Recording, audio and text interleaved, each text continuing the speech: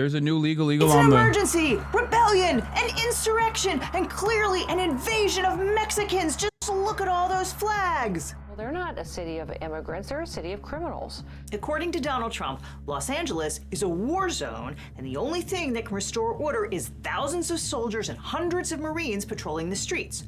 Also, the only way to stop a fire is by lighting a match. Last Friday, President Trump sent heavily armored ICE agents in to conduct immigration raids in densely populated neighborhoods in and around Los Angeles without informing local law enforcement or city authorities. He claimed to be liberating the city from dangerous migrants, the worst of the worst, including dozens of textile factory workers, a bunch of laborers outside a Home Depot, and this guy selling fruit on the street corner.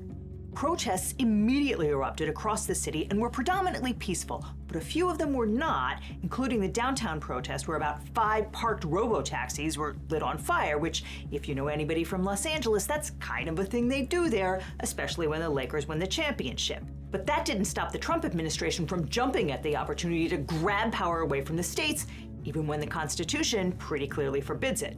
He's also mobilized the National Guard outside of his authority, threatened to arrest Governor Gavin Newsom, and mobilized 700 active duty Marines to support ICE, rounding up even more immigrants. Yikes. On Friday, June 6th, ICE conducted a series of immigration raids in the Los Angeles metropolitan area. According to Representative Nanette Barragan, they're going to keep this up for a month. So we've been told to get ready for 30 days of enforcement. 30 days of ICE enforcement. Agents swept multiple locations in the city and took at least 118 people into custody, but 3 locations became particular flashpoints. The first was a garment factory called Ambiance Apparel in the Fashion District. Agents entered the building and interrogated the workers inside, but while that was going on, a crowd of angry protesters surrounded the building. Those protesters included David Huerta, leader of the Service Employees International Union, better known as SEIU, one of the biggest labor unions in the country, who was arrested for impeding ICE agents. Bill Asalee, the U.S. Attorney for the Northern District of California, tweeted out a photo of Huerta after he'd been slammed to the ground in the back of a cruiser with the promise to arraign him on Monday. Ah, for the good old days, when the Justice Department manual's instruction to prosecutors that they should not make any statement or disclose any information that could have a substantial likelihood of materially prejudicing a case actually meant something. See also Rule 3.6 of the California Rules of Professional Conduct. That is one of the, okay. When the Trump administration does shit, you can either package it under stupidity or purposeful cruelty. Sometimes it's both, but that is stupidity. It's cruelty, but it's also incredibly stupid, because no matter how cruel you want to be, materially prejudicing a fucking court case that the Department of Justice has by having the Attorney General come out and say some fucking insane shit is going to literally drop the court case instantly. She did this, Pam Bondi did this not only with Huerta, but she also did this with Kilmar Abrego Garcia. In an effort to win the battle of public opinion, they greatly prejudiced the way that the public would receive this information by making statements, by making claims and statements about the guiltiness, the perceived guiltiness and the criminality of a person that they were charging. That right there makes it a much easier case to fucking declare mistrial over. And they still keep doing it because they're fucking stupid. But where were we? Oh, right. ICE agents, FBI, and Los Angeles Police Department cops dispersed the crowd outside the garment factory using pepper spray and took about a dozen people to the Metropolitan Detention Center. Now, members of Congress have the right to inspect federal detention facilities. It's right there in Section 527 of the Consolidated Appropriations Act of 2024. And yet, multiple California representatives were turned away when they tried to enter that facility. Meanwhile, a huge crowd of protesters assembled outside because SEIU has 750,000 members, and they were pissed about the raids, and they were really pissed about Huerta being taken into custody. Now, the vast majority of those protesters were peaceful, but some of them were not. So ICE called LAPD, and the cops came and they caused the crowd to disperse. And perhaps if ICE had said they were going to stage raids in a major metro area, or even told the police that they'd picked up Huerta, LAPD could have been on the scene. No, I can't believe she's a LA lawyer and saying this. LAPD is not supposed to clear out the area in collaboration with ICE. Part of the reason why ICE did not inform law enforcement, local law enforcement, I suspect, is for that reason. I think it was more so to make a point and to create chaos in general. Los Angeles is a sanctuary city, and California is a sanctuary state. So I don't think that they can collaborate like that. There's been so far no collaboration, if I'm not mistaken, between ICE and local law enforcement. Sooner rather than arriving after things were already out of control. But ICE was not trying to work with local authorities, which is why no one knew that they would be massing forces for a raid on Saturday near the Home Depot in Paramount, a working-class Latino suburb southeast of LA. But the ICE guys stick out like a sore thumb. And so, of course, people spotted them and spread the word. An angry crowd began to form around the industrial park where the agents were massing, which is hardly surprising in a town that is 82% Hispanic and 32% immigrant. And so, before long, things got totally out of hand, with kids throwing rocks and water bottles at the caravan of ICE vehicles as it fled the town. And no one is condoning violence. But it is important to understand that these are communities where ICE is doing stuff like going into elementary schools and trying to interrogate first graders. So people are scared and they are angry. Okay. The fact that a libbed up lawyer is saying this is really good. Under normal circumstances, no fucking liberal will ever talk about the standard of violence that the state applies to civilians. They would never talk about it like that. They hyper focus on the retaliatory violence or the retaliatory response. Like, I don't even want to call it violence. It's like fucking water bottles at a car. Like, get the fuck out of here. Like, they would hyper focus on that, hone in on that, and constantly fucking hit that. But the very fact that she's also talking about like what kind of provocations took place in terms of the much higher amount of violence coming directly from the state, and how inevitable it was that there would be a response to said violent actions by ICE.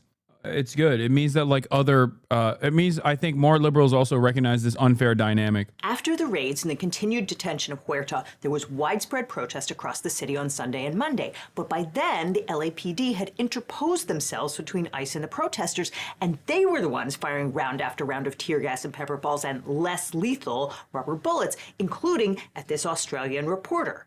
They literally just shot this woman for no reason. Here's the LAPD on horseback beating a protester, which is a good reminder that the last time the National Guard was on the streets of LA was in 1992 after police brutally beat a man named Rodney King.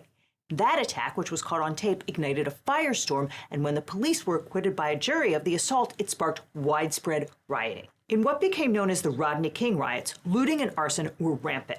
63 people were killed, more than 2. Like that is more akin to a riot. Okay? Like what's going on in LA right now is not that.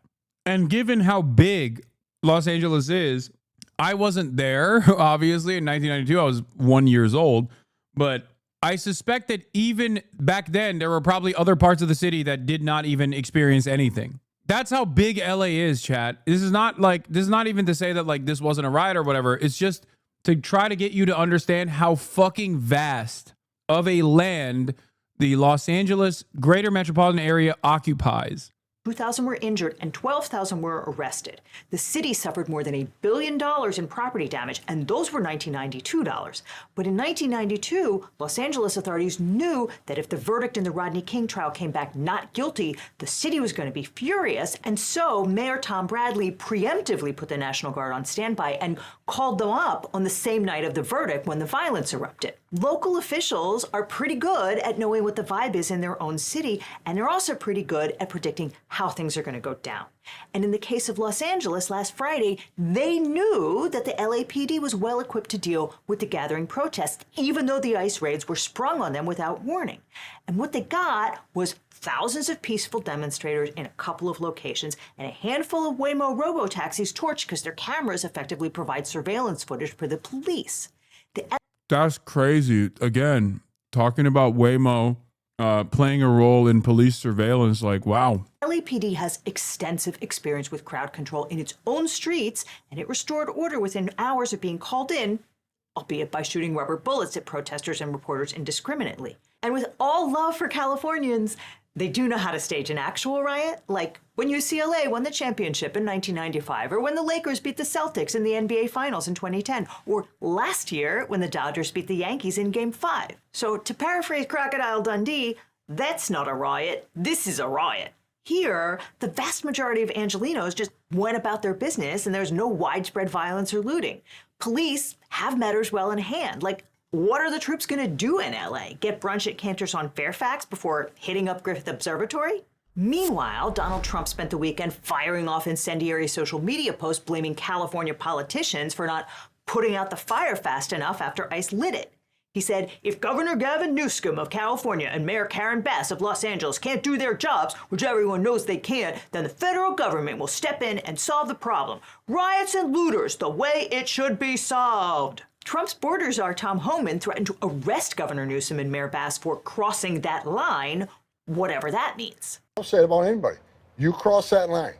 It's a felony to knowingly harbor and conceal an illegal alien. It's a felony to impede law enforcement from doing their job. The president said he thought that was a great idea. What are they going to arrest him for, Mr. President? A crime has he committed? I think his primary crime is running for governor because he's done such a bad job. And then Trump signed a memorandum to the Secretary of Defense for the protection of Department of Homeland Security functions. He said violent protests threaten the security of and significant damage to federal immigration detention facilities and other federal property. To the extent that protests or acts of violence directly inhibit the execution of the laws, they constitute a form of rebellion against the authority of the government of the United States. Think about that for a second. He's saying that protests, civil disobedience, constitutes rebellion against the United States. I mean, by that logic, this is a rebellion, but not this, of course. He went on, in light of these incidents and credible threats of continued violence, I hereby call into federal service members and units of the National Guard under 10 U.S.C. Section 12406 to temporarily protect ICE and other United States government personnel and to protect federal property at locations where protests against these functions are occurring or are likely to occur based on current threat assessments and planned operations. And he directed Secretary of Defense Pete Hegseth to call up at least 2,000 troops for a minimum of 60 days. Okay, there is a whole lot to unpack here. Section 12406 allows the president to federalize the National Guard in certain limited circumstances. That is, he can turn state militias into soldiers under the command of the federal government, not under command of the states. The first of those circumstances is when we are under foreign invasion, which we clearly are not. Although Trump says the city of Los Angeles is under migrant invasion and a whole bunch of his supporters are pointing to the presence of Mexican flags at the protest like it's evidence of something illegal. They were literally out there protesting, carrying a foreign flag. That is absolutely insane. I mean, they're not just peaceful protests. I can't believe I'm just going to do a bounce with him. I cannot comprehend how big of a pussy someone could be to look at people waving Mexico flags, like Chicanos in the streets of Los fucking Angeles, waving Mexico flags and going, this is an invasion. It's like, dude, what the fuck? I mean, I don't think they believe this. Like, that's the thing. Are there people who believe this? Yes. There are people that are that stupid, but not a single person that went to college, which is every single one of these fucking Republican senators and every single one of these Republican politicians and Donald Trump, none of them really believe that waving the Mexico flag implies invasion. And that in and of itself is already so fucking stupid because they're like, that is beyond, like, they're not even complaining about like the burning Waymos. They've already moved the needle. They've already moved the goalposts of like what is a permissible form of protest versus not to. If you are of Mexican heritage, of Mexican background, as an American citizen, if you wave the fucking Mexico flag, that is a threat. That is a danger. You are actually invading the country. That's psychotic. These are illegals. These are exactly why the president is trying to secure our border. It is not illegal to fly a flag, not even a rebel flag. And lots of people in America fly flags celebrating their heritage. It's not like we freak out every March because we think we're being invaded by Ireland. Pointing to Mexican Americans waving Mexican flags like it's some kind of crime is It's just racist. I'm sorry. That's all it is. The second circumstance where state militias can be federalized is in the case of rebellion, which Trump has already defined downward to anyone disobeying the law.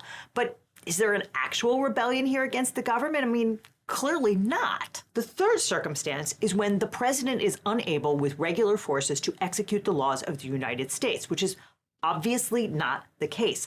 ICE arrested more than 100 immigrants over the weekend, and a whopping 6 of them were actually criminals, not just seamstresses and roofers and gardeners trying to earn a living and take care of their families. But okay, let's look at the last part of this statute.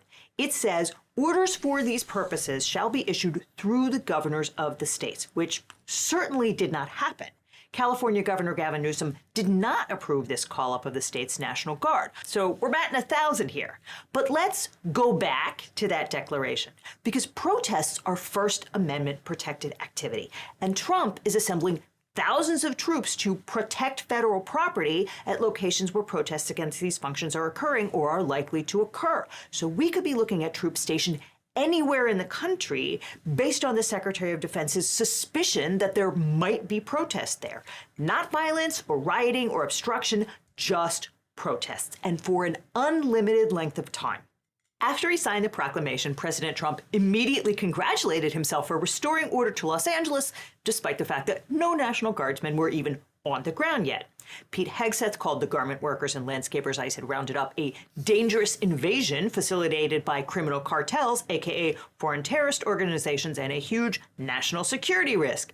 And he threatened to put active duty Marines on the streets of LA, a suggestion Governor Newsom called deranged. But since then, Hegseth made good on that threat, mobilizing 700 Marines for deployment in Los Angeles. What he's going to do with those Marines is another matter. Newsom tweeted out photos of the California Guardsmen Trump summoned to Los Angeles sleeping on the floor since the government has made no provision to feed or house them, in contrast to the ICE agents who have been... It's so wild watching the federal government go through the fucking goalpost changes that I experience in my chat on a day-to-day basis from the dumbest gray names of all time. Like, they very quickly went from undocumented migrants are all rapist criminal monsters and we must physically remove them from U.S. soil to, well, you know, this garment manufacturer and this like the 3 people graduating from high school literally have to be deported instantly. And that's good because, well, they violated the law. They violated the law by coming into the country illegally. And it's like that's the type of shit that I had to work through to get dumb fuck defenders of Trump in my chat to admit to. Like, they would be like, well, they're all criminals. Like, we have to deal with criminals. And then I would tell them they're not criminals and that the overwhelming majority have no crimes whatsoever beyond like a crossing of a boundary, which is, again, basically a little bit more than a jaywalking crime, right? It's like a fucking moving violation, right? It's a misdemeanor. The idea that if you're super rich, deportations don't affect you. Wait, what? Yeah, if you're super rich, a lot of things don't affect you, but you should still care about your community. You should still care about the safety and security of other humans. Depending on the severity of the crime, a moving violation could be more severe than a fucking border crossing. Think about that. It should not be met with this level of violent retaliation from the state. Yeah, overstaying your visa is a civil offense, not a criminal one too. So basically, they quickly dropped all notion that they were actually actively going after criminals, and this is actually an Immigration Enforcement Act born out of the immediate need to deal with the crimes to, actually, we just want to fucking deport every Mexican. Which was always the truth anyway. Which was always the fucking truth. And here we are. Put up at local hotels where they are apparently interrogating the housekeepers making up their rooms and the kitchen staff demanding ID and proof of citizenship. But with the protests being almost universally peaceful, there's very little for the National Guard to do. As David Dian of the American Prospect wrote, the protests are largely clergy members and local politicians occupying public space with crowds chanting slogans and singing "We Shall Overcome." The phalanxes of police and soldiers sent to keep the peace are more or less superfluous, which is good because there's not a lot those soldiers can legally do. Under the Posse Comitatus Act, it's illegal to use the military to execute the laws. That means the government can't use the military to enforce immigration laws or police civilians Unless, over the weekend, California politicians urged protesters to stay peaceful. Gavin Newsom tweeted, the federal government is taking over the California National Guard and deploying 2,000 soldiers in Los Angeles, not because there is a shortage of law enforcement, but because they want a spectacle. Do not give them one. Never use violence. Speak out peacefully. Senator Adam Schiff warned that there is nothing President Trump would like more than a violent confrontation with protesters to justify the unjustifiable, invocation of the Insurrection Act or some form of martial law. The fear here is that Trump will use minor incidents of violence as a pretext to pull the fire alarm and declare an emergency. And remember, he's claiming emergency authorization to seize Congress's tariff authority and deport migrants without due process, so probably a safe bet. Here, the emergency would be an insurrection, empowering Trump to call into federal service such of the militia of any state and use such of the armed forces as he considers necessary to enforce those laws or to suppress the rebellion. That's the Insurrection Act, which is an exception to the Posse Comitatus Act. The Insurrection Act would allow the president to call in the military and use soldiers to conduct immigration raids. So if Section 12406 allows the National Guard to protect ICE, the Insurrection Act allows the troops to become ICE. That would effectively militarize law enforcement and allow the president to occupy an American city, which is why California's leaders were so freaked out. And there are strong signals that the military is preparing to act in a law enforcement capacity. Fox News is airing footage. Being in the U.S. illegally is a civil matter and is not a broken law like crossing the border illegally, which is a misdemeanor. Returning after a deportation is a felony. You would have to prove they crossed the border illegally. Yeah. So many people overstay their visas or even cross the border and apply for an asylum seeker status, which is legal, by the way. Like, you have the authorization. You're not a legal permanent resident, but you have the authorization to be in the country. But even then, there are so many people who just like visa overstay, don't do any fucking crimes, become members of the community, get married, and are basically left in legal limbo in terms of like getting citizenship. And it's incredibly frustrating to make it seem as though these guys are like undesirable criminals when they give so much in return for so little, under so much legal scrutiny. I hate it. I hate it. It's completely unacceptable. The way we treat migrants in this country is disgusting. Here's the reality. There is already a level of exploitation that exists automatically when you bring in people from other countries that have lower living standards or a currency exchange that greatly benefits the United States of America. Okay? Even if these guys were coming in legally as legal migrants, they would still play a role in depressing wages. Okay? Depressing wages for the documented labor force. Except in America, our unlimited greed is so severe, so perverse, that not only do we do that, but then also on top of that, we have an endless sea of undocumented migrants that we refuse to offer documentation to have a permanent, exploitable labor underclass. It is crazy. It's actually insane. It's pure greed. Like, in terms of legal migration patterns into the UK, a lot of people in England were frustrated with Polish migrant workers, like not even migrant workers at the time, but like under the EU, a lot of Polish people were coming into the UK and they were offering a cheap alternative, like a more affordable alternative to labor, as opposed to the, Britain born, right? And of course, the government, instead of saying, we're going to do price parity to ensure that everyone actually gets the same prices, they didn't do anything about it. And the right-wing reactionary forces took advantage of that anger and really pushed that button, which then led to Brexit, famously. That is a form of exploitation that should be addressed by the federal government. But in America, even that form of exploitation is not enough, that we have undocumented migrants that we refuse to offer proper authorization to. We keep them in legal limbo deliberately. We keep them in legal immigration limbo deliberately so that they are even more exploitable than the migrant workers that come in and have the proper authorization that would still be exploitable as a direct consequence of their living standards back home in comparison to their living standards in America, and also the currency exchange that favors migrant workers getting and the higher pay that you get here in the United States of America that you can send back home allows even documented migrant laborers, allows companies to take advantage of even documented migrant laborers, which then has a capacity to lower or depress wages overall across the board. The only solution to this is unions. The only solution to this is federal regulation to ensure that there is payment parity in the same way that I advocated for with H-1B visas. But right-wing reactionary forces that actually don't care about the economic considerations all that much, but simply have an ideological position that they feel is disruptive to the moral fabric of a white Western nation, white nationalists and white supremacists is who I'm talking about.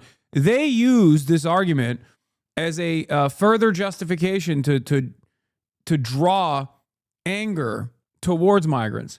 But now that we have the Trump administration back in charge, it's moved beyond that, where they're openly ran on claiming that temporary protective status recipients, Haitian migrants that had the proper work clearance and the proper authorization to be on U.S. soil, work clearances that they got from Trump as well when he was the president last time, same with the Venezuelans, were immediately considered illegal aliens, occupying the country, invading the country. They were lied about. If you're Venezuelan, you're Trendaragua. If you're Haitian, you're eating cats and dogs. And then they won. Then the group that did that won. Partially they won because the Democrats did not mount a significant response against these Republicans and their fucking ridiculous statements, these ridiculously racist statements. It's crazy.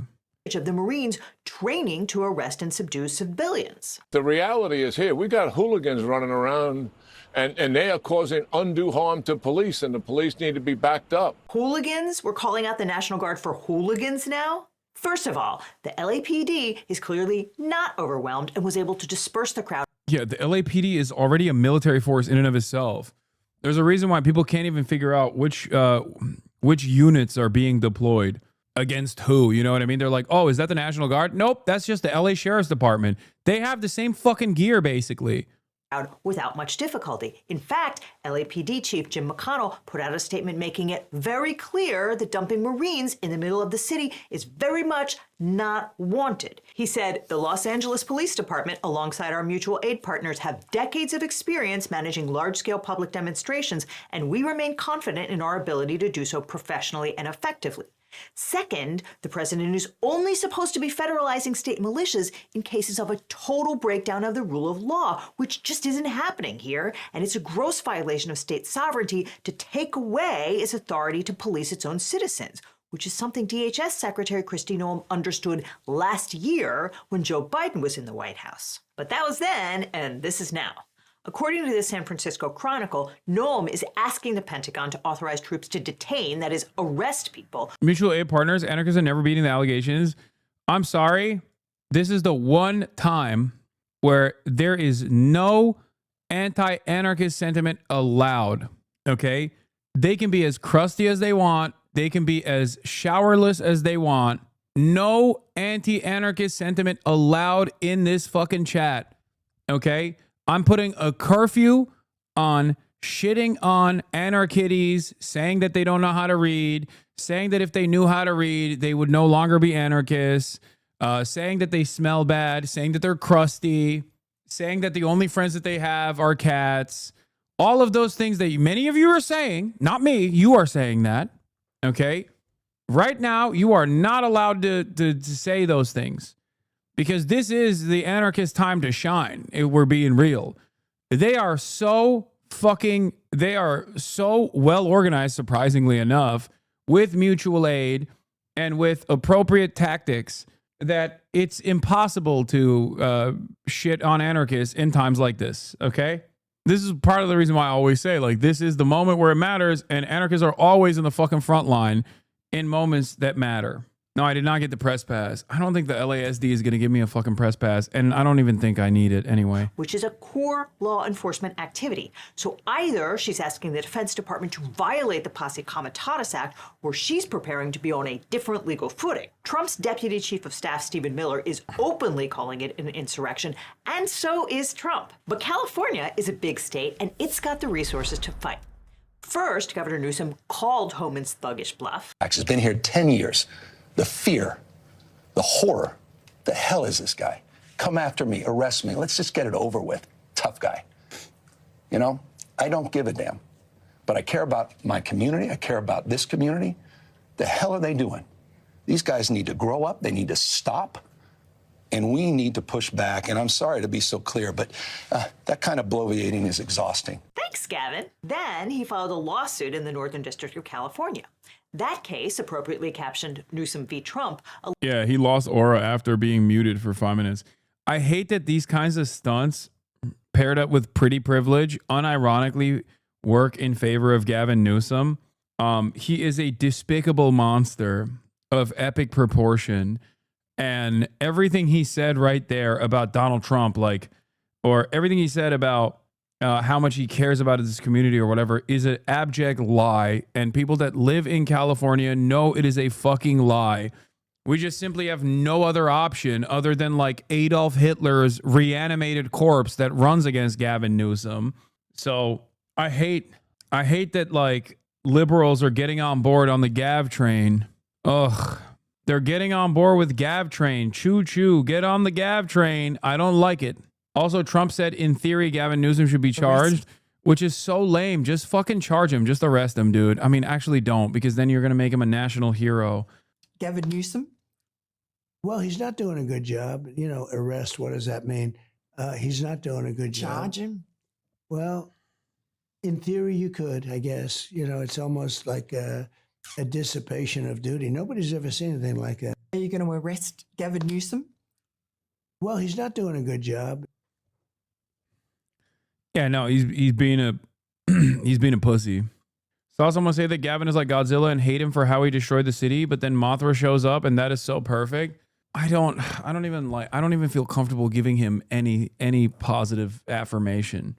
God, I hate him so much. I hate Gavin. I mean, obviously I hate Trump a lot more than Gavin, but fuck, he is so ass. He is so ass, and I am truly fucking terrified of what it would look like if he was leading the charge.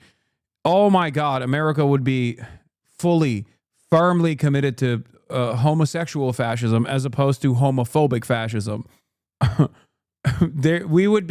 Gavin Newsom would be arming the suburbs with AR-15s like Itamar Ben-Gvir to assassinate homeless people, okay? He would be like, all right, we're implementing a national purge day where you can go out and violently kill any homeless person that you see. Actually, National Purge Day was so successful, we've decided to make it once a month. Like, why is Newsom bad? I don't know anything about him. Gavin Newsom is a repulsive monster when it comes to combating the housing crisis in his fucking state against the wishes of the majority of his voters, by the way. And also simultaneously, the homelessness crisis that is born out of that is also something that he refuses to deal with in the appropriate ways.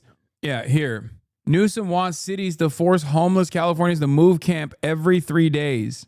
That's him personally engaging in a fucking sweep. Anyway, a lot of people also, it's weird because on the one side, he's ass on this, but low key, he does a couple things that are actually in favor of criminal justice reform. So on that issue, he's actually not the worst, even though California is a horrible punitive penal colony, basically, has one of the worst fucking state prison structures in the country. Having said that, he has taken the initiative of like reducing the number of prisoners, right? Like, and he gets shit on a lot for some of the good things that he does. But or, you know, protecting abortion, things like that. And up until this last election cycle, even, you know, protecting gay stuff, like queer stuff. Unfortunately, he is the worst at an issue that matters the most, which is, well, he is Mr. Veto Pen, first of all. Okay. You know how people talk about auto pen with Joe Biden? He has the iron fist pen. Okay. He fists every fucking good bill that comes his way through the goddamn state legislature. He will literally deny he will deny any initiative implemented in his state against for-profit healthcare, Same when it comes to any sort of initiative to combat homelessness, other than like this violent response. It's terrible. Did it F again? What the fuck? I didn't see it. Are you upset because of how he handled the rail? I mean, the rail situation is yet another obvious example of the annoying neoliberal predisposition of deep blue enclave states, okay? California and New York basically are the Fedayeen. Like the Democratic Party of these two states is basically like the fucking Mujahideen of neoliberalism. They are the Fedayeen of neoliberalism. They are the Salafists who fucking learn neoliberalism in the madrasas from an early age and will literally strap themselves with improvised explosive devices and blow themselves up in honor of defending neoliberalism. Okay? It is fucking alarming. The private-public partnership in the state of California basically is the most domineering force that renders every government initiative that was democratically voted on to useless. Entirely useless. Yeah, caliphate, exactly. Like the high-speed rail initiative is a glaringly obvious example of this. Basically, the abundance bros will say, oh, it's the groups that are stopping it. It's like, no, it is the lack of interest from our government, California state government, in fully finishing this goddamn project. They just don't want to do it. They don't want to do it, so they let developers, private contractors do whatever the fuck they want and hold their hands and just demand more payments in return for doing nothing. But the biggest issue is homelessness, born out of the housing market crisis. Liberals, I'm a white nationalist, but I don't exactly revere Robert E. Lee. You, on the other hand, are seemingly a civic nationalist, but revere him. I don't get it. Slavery is morally abhorrent. I would never want black people. I want black people out of my country, but would never enslave them. Oregon. This is just the average Oregonian, dude. This is how Oregon, the state, was designed, for the record. Like that principle of, I don't want slavery only because that would require me to be around black people is unironically why the state of Oregon was designed. Alleges that Section 1. Chatters who say, wow, that's really fucked up, don't know the history of their own state, okay? That is quite literally how Oregon was designed. It was illegal to have slaves because it meant being around black people. 12406 requires the president to go through the governor, not just unilaterally summon the National Guard. And so federalizing the California National Guard without consent of the governor is ultra vires, which is law talk for outside the law and legally null and void. The suit says that at no point in the past 3 days has there been a rebellion or an insurrection, nor have these protests risen to the level of protests or riots that Los Angeles and other major cities have seen at points in the past, including in recent years. He contrasted it with the Rodney King riots, which involved thousands of people across Los Angeles County, resulting in multiple shootouts, over 60 deaths, thousands of people injured, and more than 12,000 arrests. The implication being that was an appropriate invocation of the Guard, and this is very clearly not. Newsom pointed out that federal officials did not provide the Los Angeles Sheriff Department or the LAPD with any notice as to the planned operations or otherwise attempt to coordinate activities to protect the safety of the public, which is why they had to call out for CHIPS to rescue them when they went looking for trouble and found it. Someone could get hurt! I'm kidding. It wasn't Dax Shepard riding to the rescue. It was these guys. But when ICE called, the LAPD did show up and protect ICE as requested. Newsom says that if ICE hadn't been deliberately provocative and freaked people out, then things wouldn't have gotten out of hand. He said agents engaged in military-style operations sparked panic in the community. In some instances, ICE agents were reportedly observed sealing off entire streets around targeted buildings and using unmarked armored vehicles equipped with paramilitary gear. He says that the LAPD and Sheriff Department have substantial training and experience responding to protests and large-scale riots and have been responding promptly, professionally, and effectively to the events unfolding in the city and county. Translation, there is no rioting or rebellion or insurrection, and unlike ICE, local law enforcement is trained to diffuse rather than inflame the situation. The complaint cites the ambiguous wording of President Trump's declaration, which suggests potential misuse of the federalized National Guard, since it's unclear what actions Secretary Hegseth will deem as reasonably necessary to ensure the protection and safety of federal personnel and property.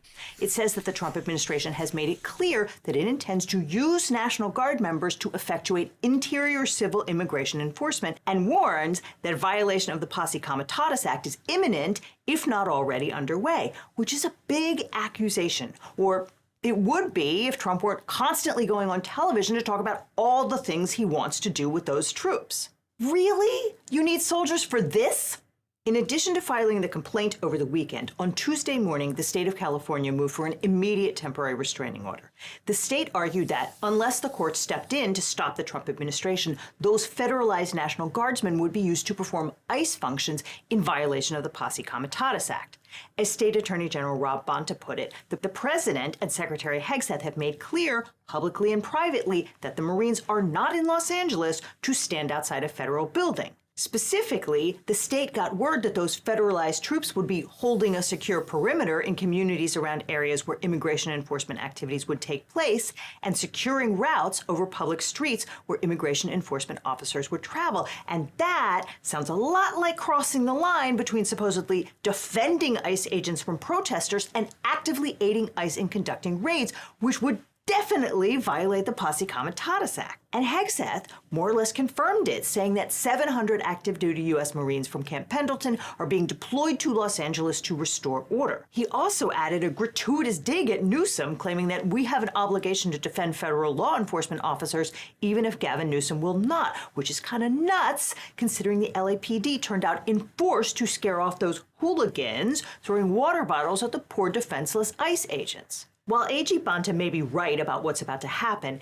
Like, even the way, wow, poor defenseless, throwing water bottles at the poor defenseless ICE agents, like being said sarcastically by, again, a liberal lawyer is cool to see, unless I'm like misreading it, but I feel like she's being sarcastic about it, where she's like being sassy about how silly it is to fucking cry and complain about ICE agents that have like gear having water bottles thrown at them. getting what's called anticipatory relief is a heavy lift.